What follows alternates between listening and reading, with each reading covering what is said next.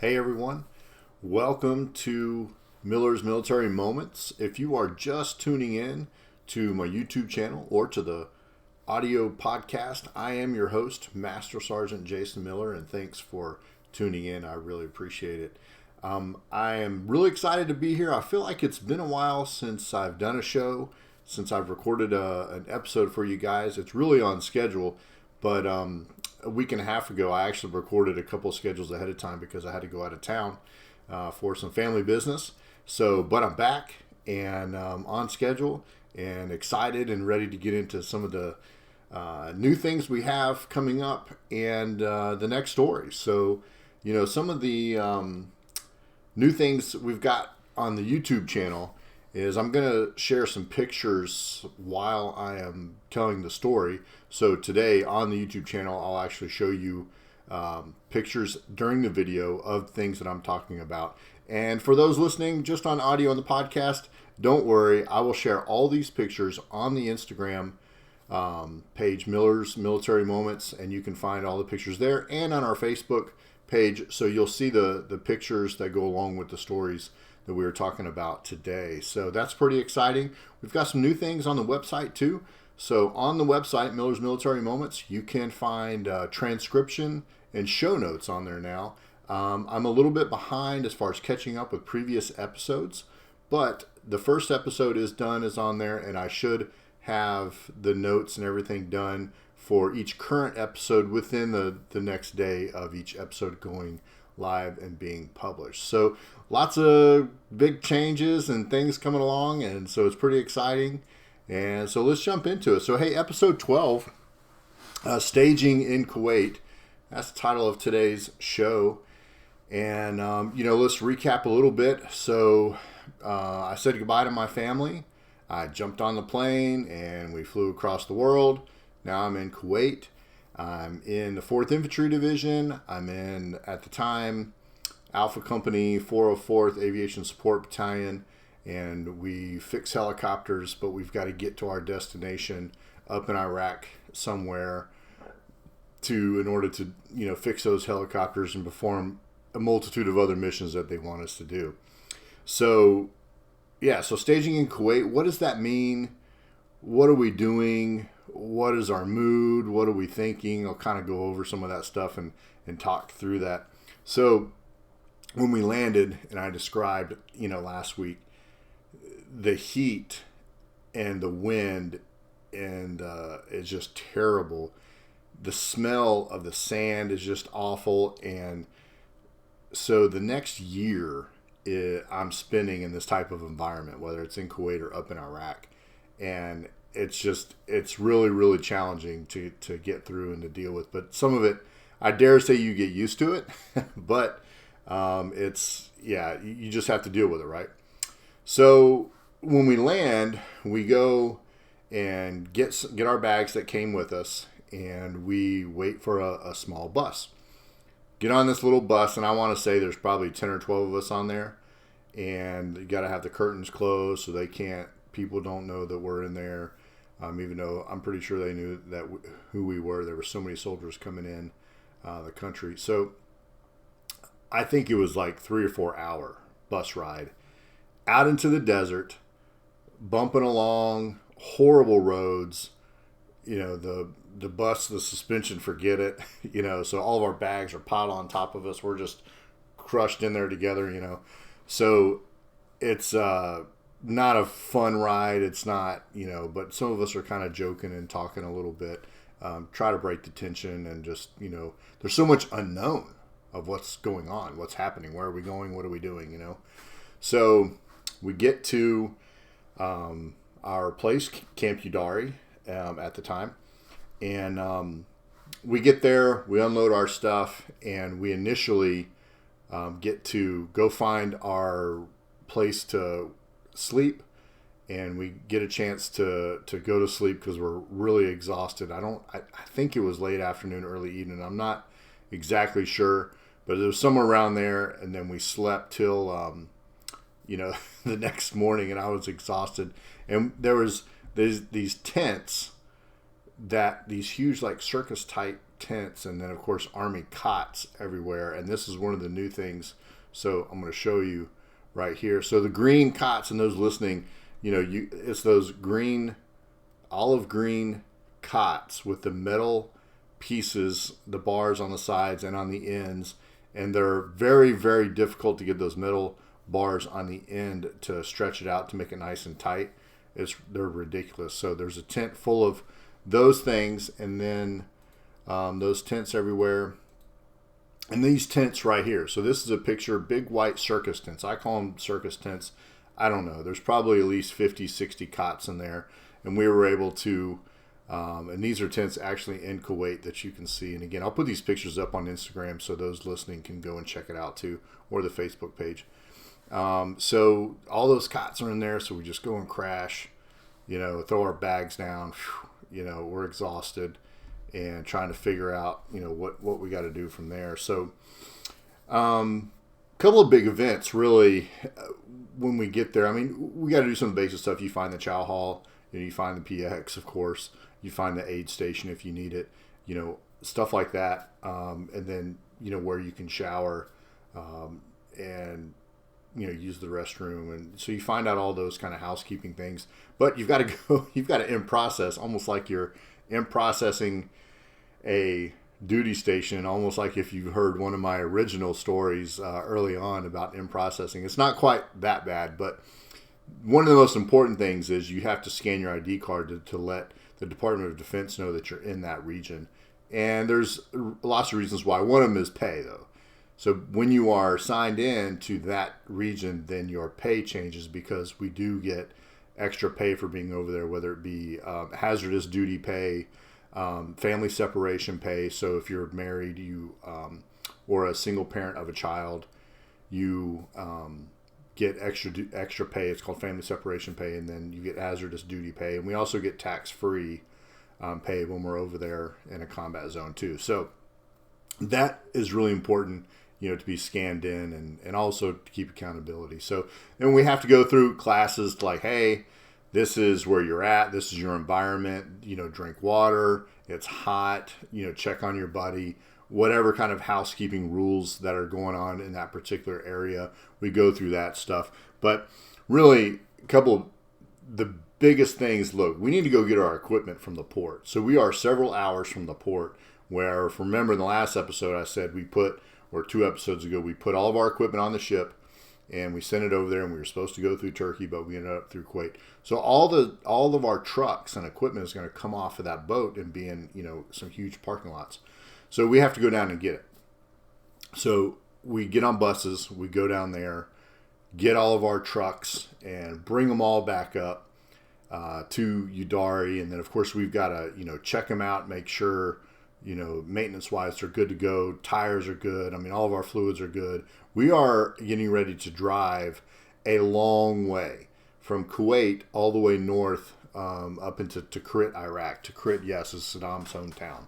So 4th Infantry Division, that's our responsibility, our area of responsibility, and we're getting ready to drive up there. And the aviation side, we're going to be at Camp Spiker, which is an abandoned airfield, and we're going to set up operations there. So our vehicles have got to be good to go. And so we go and get all them, or bring them up and get them together, and we start working on those things. And there's a lot of maintenance problems, to be honest with you. These vehicles have not really been to a lot of places. They're not used to driving this far, this long, and in this type of terrain. So while they're rough and tough and rugged vehicles, they're just a lot of times not the best quality. Okay, so a lot of maintenance it takes to get them up to speed to make these kinds of trips. So we've got to do that, and we did that. And we brought them all up there, and we're trying to do a lot of maintenance. We don't know how long we have until we've got to get to where to go. So we're working a lot, long hours to get the vehicles ready. So the other thing is, we are required to go and fire all of our weapons, and so all of us are armed with M16s, minus some of the officers have pistols. But as a junior soldier, I had an M16, and later in the war, we all were issued M4s, and the big difference is it's just the M4's a little bit smaller weapon, shorter barrel, shorter stock. but same caliber, same size, weapon really. So yeah, M16. So we've all got to go fire those for familiarization, get comfortable with them, understand what the sand's going to do and how clean we need to keep them and stuff like that. So we go and fire them. So the other thing we've got to do is we've got to fire our crew-served weapons, which are our 50 cal machine guns, which are going to be mounted on our trucks, our Mark 19s, which are automatic grenade launchers, and I happen to have a picture of one of those for you as well. And this one here, so it's a little bit, I'll zoom in a little bit. So it's an automatic grenade launcher, and that is attached on top of a truck, just like this one here. And again, I'll have these pictures up on Instagram. So that's a 50 cal machine gun that's up on top of that truck there. And we will put the Mark 19 up here as well. And we've got to go do some convoy exercises, and there's some areas that we can fire live ammunition in the Kuwaiti desert. And so we've got to make sure that, hey, all these weapon systems work. So, one of the things when we're in a convoy and we are heading up north, we are our own security. Like, yes, we're an aviation support battalion. And many of you may remember the story of Jessica Lynch and her maintenance company.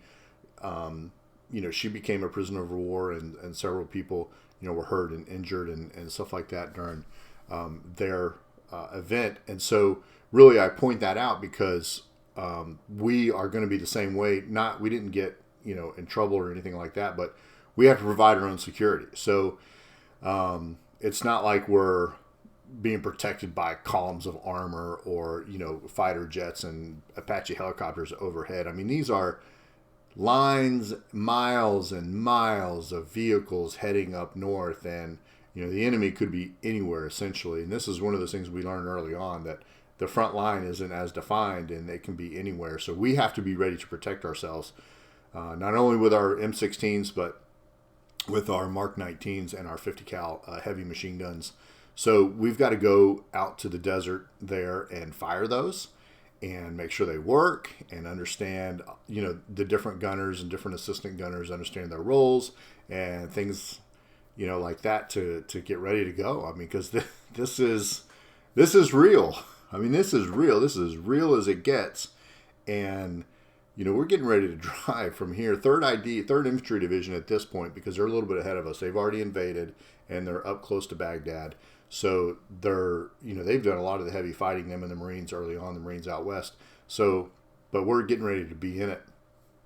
And that is the two biggest things that we've really got to accomplish: account for our equipment, get our vehicles ready, and then shoot all of our weapons and make sure we're ready to go, and make sure our weapons are ready in case we do need to fire them, because after all, we are getting ready to be in a combat zone. So, and one more thing that I forgot to mention. We've got to worry about Scud missiles. So if you remember, if you were listening, or, old enough, if you were watching the news back then, Iraq was launching Scud missiles into Kuwait to try to, hurt us or scare us. And sometimes they would be loaded with chemical weapons or the appearance of chemical weapons. So, and of course, we went into Iraq because they had chemical weapons and we needed to find them, and we were afraid they were going to use them. So while we're there, these Scud missiles get launched, and of course, our radar picks them up, and the sirens go off, and the alarm goes off. Which, okay, initially you need to find protection so that the missile itself doesn't harm you, right? But what if it's armed with chemical agents?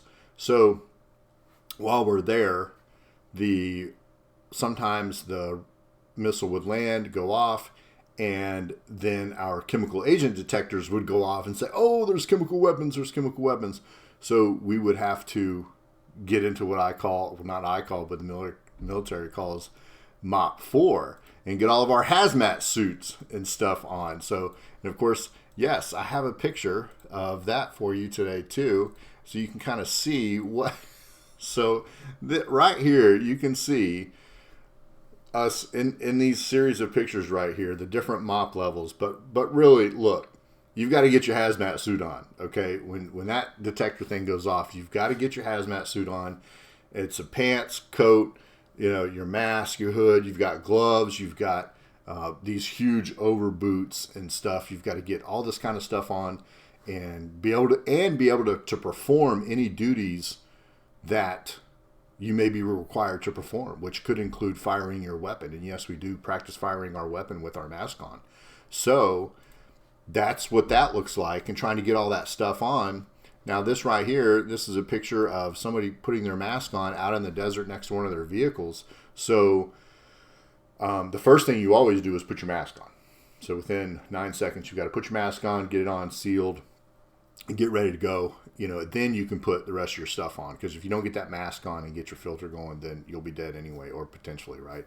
So now we've got these things coming in, and we've got to get dressed and get all this stuff on. And so I have a funny story to tell. So the first time it happened, and it goes off, and we're, freaking out. Let me tell you, yes, we were freaking out. I don't care how much you train for this stuff. I don't care how much you prepare for it. When it happens, when that alarm goes off, and then chemical agents go off, and you have to start getting yourself dressed, like it is, it's pretty scary, okay? Like it is scary trying to get this stuff on. So anyway, I get my mask on, good to go. Get it on, cleared, I can breathe. So I start working to get all my stuff on, get my suit on and everything, and I get it all on. And then, so I'm getting my gloves on. I actually get my boots on first, and then, because they're really hard to get on. And anyway, because they're over boots. They go over your regular boots. So I put them on, and then I go to get my gloves. And I get my gloves. I put my right glove on. I go to put my left glove on, and it's not going on right. And I'm like, what the heck? Well, I don't even understand. Anyway, long story short, I had 2 right-handed gloves, okay? This is my fault. This is my fault. I had 2 right-handed gloves. Look, we have two sets of this stuff. When we were back at Fort Hood, we packed all of our gear. We checked it 1,000,000 times. I did too. My NCOs checked it. I don't know. Somehow we missed it. So here I am trying to figure out, what am I going to do with this glove? So I flipped it over, put it on the best I could, and wrapped Velcro around it and sealed it just so I could have some protection on. And so then I grab, I'm hot and sweaty, so bad right now, just sweating everywhere. And then, of course, nerves, anxiety. So I'm grabbing my canteen, and you've got a tube that you can use and you can drink, and I'm just like sucking water up. But I'm sitting here thinking, okay, am I going to die from the chemical attacks because I have 2 right-handed gloves, or from the heat? Like, I don't know which one, but one of them I feel like is about to get me. And, that is like so we're in that circus tent that I showed you earlier, and we literally are laying there, like, just waiting for the all clear at this point. So thank goodness we're not having to go out and do manual labor and execute things in a chemical environment, because it is so hot and it's so hard to maneuver. It's tough. So anyway, after several minutes, I felt like hours, but it was probably just several minutes, and we got the all clear. We got to undress, and I was like, oh my gosh. So I went and told one of my buddies, I was like, hey man, I got 2 right-handed gloves. Like, what do I do? And he's like, man, nothing you can do now. Like, just go with what you got, and we'll figure it out once we get up north, and we can get the rest of our gear and, figure it out from there. But I was like, oh my gosh. So amongst getting our equipment, shooting our weapons, getting ready to go up north into war, now got Scud missiles coming in at us and possible chemical attacks.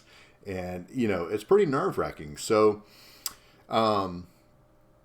you might remember, too, if you saw some of the early images of the war, a lot of the Marines, and I think some of the 3rd Infantry Division, they were in what we called MOP Level 2. So they had their tops and their bottoms on all the time, just in case. Because they just didn't know if they were going to come upon chemical weapons or not, or how quickly they would need to, get dressed and have all that stuff on there. So they would operate in that a lot, and then if they needed to, they could put their mask and their gloves and boots on. But which it makes it, again, really challenging, because it's hot and it's cumbersome and it's hard to move around. So trying to fight, in that stuff is pretty tough. So yeah, all this staging in Kuwait, trying to get out of here. But hey, we got all that stuff done, and it's time to go. It's time to move out. And so I was selected for what we called the fleet, the forward leading element. Nothing crazy special, just that you can't move all at once. So you've got a small kind of force that goes forward that will go to your location and kind of set things up, and then you'll have the main body come in that brings the majority of the people and equipment, and you may have a trail element that brings up any last minute things or vehicles that were broken down or something like that. So, hey, I was on the fleet, forward leading element, and, got to go. So it's time to go, and we've got to get out of there. And, so the night before I'm getting ready to leave, I decided I want to try to call home. So the only place to call home was, there was this one phone, and it was like, I don't know, the old Army phone that you see that you would crank on it, and it's connected by these cables, to a switchboard, really. But it was a little bit more technical than that. It was connected to satellites and stuff. Anyway, long story short, look, I waited 6 hours that night. 6 hours that night to call home and in line, because there was other people, and then it took so long to get through that most people would only talk for even a couple minutes anyway, out of respect for other people. So it's not like they were hogging the line. But it was just so hard to get through with the connection. But they were just as desperate as I was, and wanted to at least say goodbye, to their family, like, hey, I'm getting ready to go. So, but you can't say that, of course. You don't want to you can't say anything over those networks. So I waited 6 hours, spent most of my night up there. The delay on the phone call was so bad, like, it took so long to get through, and then they would answer, and you'd start talking over their answer. And so it was so hard to communicate that essentially what I remember us saying is, I love you. I love you so much. I love you and JJ. I just, I'll see you soon. That was like, that was the best that we could get out through each other. And that was really the most important thing to say anyway. It's tough. It's hard. A lot of emotions. So yeah, I did that. And then didn't get much sleep, but that's okay. It was well worth it. And went over and met the rest of the guys in the morning, got some breakfast, and was working on getting all my stuff packed and ready and getting it on the truck that I was going to be riding in. So as we, get ready to leave, we had some convoy briefs where these convoys were parked out in the middle of the desert, like outside of the camp, and it's really crazy. I mean, it's so many vehicles were out there, even on this flea, right? Like, it's so many vehicles out there. Now, some of them weren't going where we were. It was pretty crazy logistically how Big Army and DoD was able to manage all these pieces of equipment and where they were going and when they were going and stuff like that. So we went out there, and we had a convoy brief. And I have a picture of that. Let's see. So, and really, just to give you perspective, let me see. Whoop. Thought I had it set up right. Nope. There we go. So, hey, sometimes you got technical difficulties. You got to work through them, right? So this is what a convoy brief looked like. And as you can see, this picture, lots of vehicles are out there and lined up and ready to go. And so we're lined up, ready to go, and we're getting a brief by people.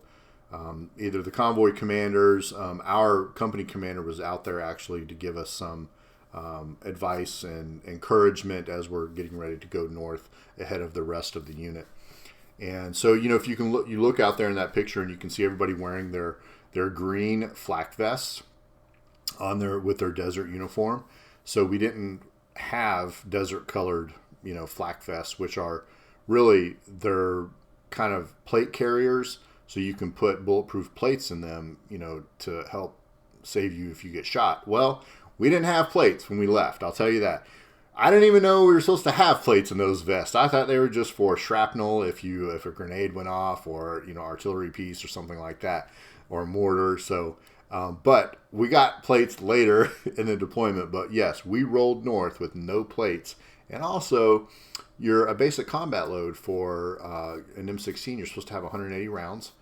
And but we did not. I'll tell you that. So we had 120 rounds when we went north. There just wasn't enough ammo to go around to give everybody that much. Plus, since we were aviation, again, aviation support at that, it was, well, you don't need 180 rounds, so we need to give the majority of the ammo, which was fine to the trigger pullers. I get it, but at the same time, hey, that's all we got. But so no plates. We wore the vest, and we didn't even keep the vest on all the time. The other thing I'd like to point out, when you look at those vehicles right there, you'll notice none of those vehicles are hardened or up armored. So in 2003, when we invaded Iraq, we had all soft skin vehicles. We didn't have any up armored Humvees, up armored LMTVs, big 5-ton trucks. None of those trucks had armor on them.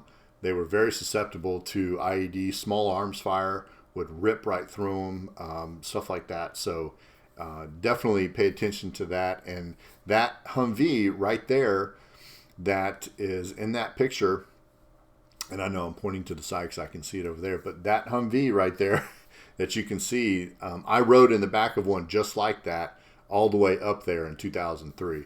So it was definitely nerve-wracking in certain areas and downright scary at times. But at the same time, what am I supposed to do? That's my mission. That's my job. Do what you got to do. And, there we go. So, when we were out there waiting to go, so we're all loaded up and we're in that convoy brief. We've gotten briefed. We're ready to go. We waited for hours. I mean hours, like waiting to go. Like, okay, let's go. And I'll tell you, we were I don't want to say excited to go, but we were ready, okay, for a couple different reasons. Yes, it's our job. And we are, we've trained for this. The politicians decided that we're supposed to be here to fight the good cause. Stom, bad person, chemical weapons, all this stuff, right? So I just believe my political leaders. I do the right thing. I'm ready to go do my thing. The other thing is this. The fastest way home is through Iraq, meaning the faster we get in there and maybe get this thing done, the faster I can get home to my family. So I'm ready to go, because the longer we sit here in this desert, the longer it's going to take for me to get home and everyone else to get home too. So we're ready to go. And another thing, we don't know how long we're going to be gone at this point. Typical deployments prior to this invasion for the Army was like 6 months long.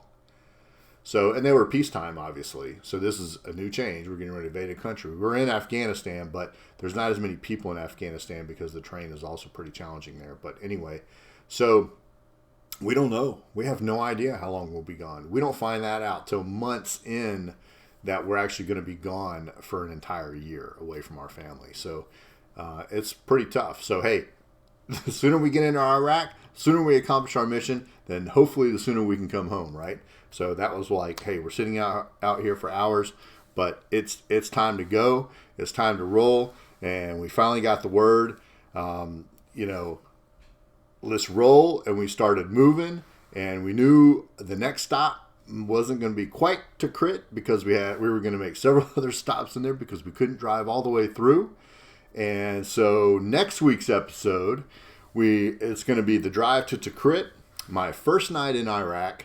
What happens that night? It's pretty interesting, scary, funny, whatever. Yes, I was scared for an incident there. My very first night in Iraq. Where did I sleep? What did I do? How long did it take us to get up to Tikrit, and what happened in between? I spent a few days at Baghdad International Airport in the baggage claim area, and we'll talk about that too. So staging in Kuwait, we got all that stuff done. We got in our vehicles, and now we're ready to go. Let's do what we got to do so we can win the war and get home to our friends and family as soon as possible. So tune in next week for the drive to Tikrit.